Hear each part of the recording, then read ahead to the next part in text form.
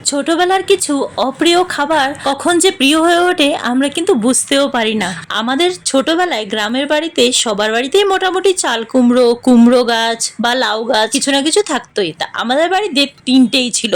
আর আমার মা সপ্তাহ ভরে কোনোদিন কুমড়ো, কোনোদিন লাউ, কোনোদিন চাল কুমড়ো এইসবই রান্না করতে থাকতো। তো আমার মায়ের হাতের এই চাল কুমড়োর রেসিপিটা আমার ভীষণই পছন্দের। তো সচরাচর চাল কুমড়োটা পুনেতে পাওয়া যায় না, এই সপ্তাহে চাল কুমড়োটা পেয়ে একটা নিয়ে তো আমি এখানে 4 পিস মতো চাল কুমড়ো কেটে নিয়েছি। আর চাল কুমড়োর ভেতরটা এইভাবে কেটে নিতে হবে চাকুর সাহায্যে।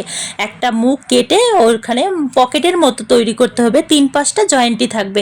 তারপর লবণ দিয়ে হালকা একটু ভাপ দিয়ে নিয়েছি। আর এইদিকে আমি একটা পেস্ট করে নেব, সর্ষে, পেঁয়াজ আর কাঁচা লঙ্কার পেস্টটা করে সেই চাল কুমড়োর ভেতরে ঢুকিয়ে ঢুকিয়ে হালকা করে ভেজে নিতে হবে। খেতে কিন্তু অসাধারণ লাগে। তো রেসিপিটি কেমন লাগলো অবশ্যই জানাবে। তো আজকে টাটা, সাথে থেকো, পাশে থেকো।